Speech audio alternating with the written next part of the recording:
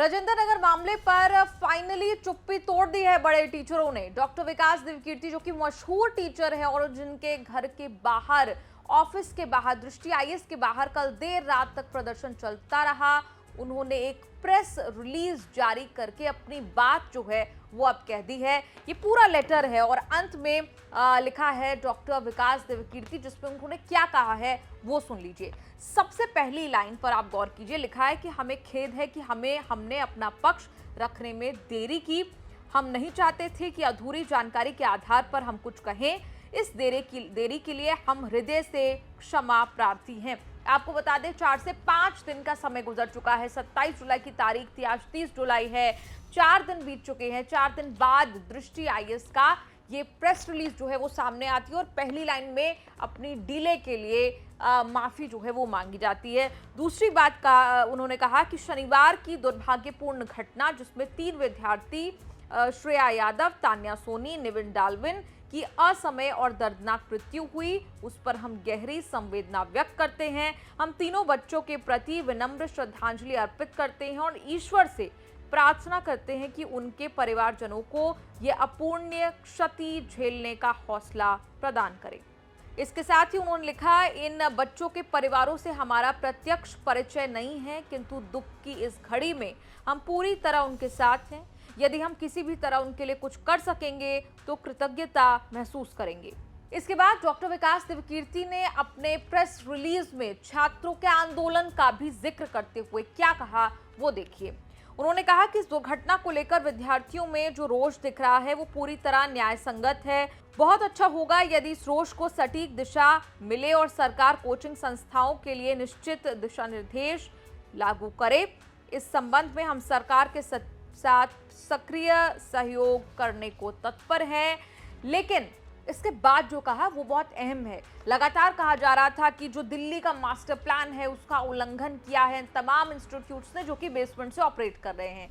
लेकिन डॉक्टर विकास देवकीर्ति ने अपने खत में, अपने प्रेस रिलीज में ये कहा है कि कोचिंग संस्थानों से जुड़ी ये समस्या ऊपर से जितनी सरल दिखती है उतनी है नहीं। उन्होंने कहा कि इसके कई पक्ष हैं जिनके तार कानूनों की अस्पष्टता और अंतर विरोध से जुड़ते हैं। डीडीए, एमसीडी तथा दिल्ली फायर डिपार्टमेंट के नियमों में असंगति है। इसी तरह Delhi master plan 2021, national building code, Delhi fire rules और यूनिफाइड बिल्डिंग बायलॉज के प्रावधानों में भी काफी अंतर विरोध है। दिल्ली मास्टर प्लान 2021 को छोड़कर किसी भी दस्तावेज में कोचिंग संस्थानों के लिए स्पष्ट प्रावधान नहीं किए गए हैं। आशा है कि केंद्रीय गृह मंत्रालय द्वारा नियुक्त समिति जब 1 महीने में अपनी रिपोर्ट प्रस्तुत करेगी तो उसमें ऊपर लिखे अधिकांश बिंदुओं का समाधान निकल सकेगा।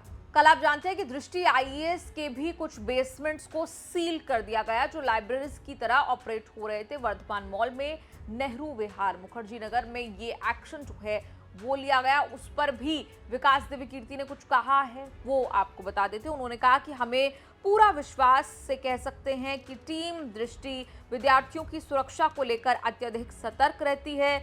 अभी हमारी मैनेजमेंट में फायर एंड सेफ्टी ऑफिसर का विशेष पद है जिस पर कार्यरत अधिकारी national fire service college Nagpur से पढ़े हुए हैं।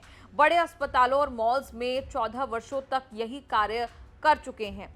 वो प्रत्येक भवन का नियमित रूप से सेफ्टी ऑडिट करते हैं। इसके अलावा प्रत्येक भवन के लिए एक अधिकारी की जिम्मेदारी होती है कि वो रोज सुरक्षा के 16 बिंदुओं को चेक करे और इसकी सूचना बिल्डिंग मेंटेनेंस ग्रुप पर अपडेट करे।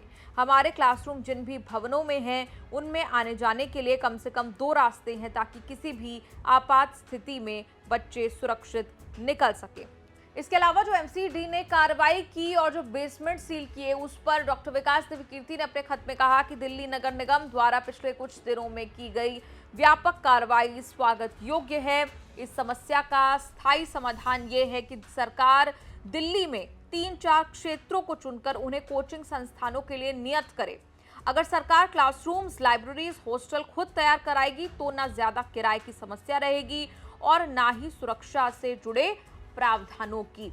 यहाँ पर डॉक्टर विकास देवकीर्ति ने एक सुझाव भी सरकार को देने की कोशिश की। उन्होंने कहा कि आप 3-4 जगह जो है वो कोचिंग सेंटर्स के लिए आइडेंटिफाई कर ले और अगर सरकार क्लासरूम्स या लाइब्रेरीज, हॉस्टल्स खुद तैयार करती है, तो इसमें ना ही ज़्यादा किराए की समस्या, जो रेंट की समस्या रहती है, ना वो की होगी और ना ही सुरक्षा से जुड़े प्रावधानों की कोई समस्या होगी। इसके बाद डॉक्टर विकास दिव्यकीर्ति ने कहा कि इस विषय की जटिलताओं को स्पष्ट करने के लिए हम जल्दी ही एक विस्तृत विश्लेषण लेख या वीडियो जारी करेंगे, ताकि सभी विद्यार्थी और अन्य हितधारकों को भी सभी पक्षों का अनुमान हो सके। हमें विश्वास है कि जब सारे पक्ष सामने होंगे तब समाधान का सही राह निकलेगी। अंत में अपने प्रेस रिलीज में एक बार फिर माफी मांगी है दृष्टि आईएएस के डॉक्टर विकास दिव्यकीर्ति ने और ये कहा कि एक बार फिर यदि जाने अनजाने में हमारी टीम से कोई चूक हुई तो हम उसके लिए पुनः खेद व्यक्त करते हैं। अब हम विद्यार्थियों की सुरक्षा को लेकर और ज्यादा सतर्क रहने का भरोसा दिलाते हैं। ये पूरे 2-3 पन्नों का पूरा प्रेस रिलीज जो है वो जारी किया दृष्टि आईएएस के डॉक्टर विकास दिव्यकीर्ति ने, जिनके चुप्पी को लेकर सवाल खड़े हो रहे थे। और आज 4 दिन बाद 27 जुलाई को घटना होती है, 30 जुलाई को एक प्रेस रिलीज जारी कर दी जाती है और उसमें पहली लाइन ये लिखी जाती है कि हमें खेद है कि हम अपना व्यू, हम अपनी विचार, अपनी बात जो है वो देर से व्यक्त कर रहे हैं।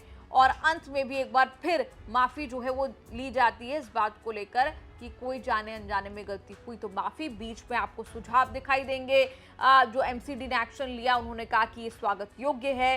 ये तमाम बातें इस पूरे प्रेस रिलीज में लिखी गई हैं और ये भी कहा गया कि हम एक विस्तृत यानी कि एक डिटेल्ड विश्लेषण के लिए हम एक लेख या वीडियो जारी करेंगे इस विषय की जटिलताओं को लेकर। खैर, आपका इस पूरे रिपोर्ट पर क्या कहना है, आप कमेंट्स में लिखकर अपनी राय जरूर दें और देखते रहिए न्यूज़ तक।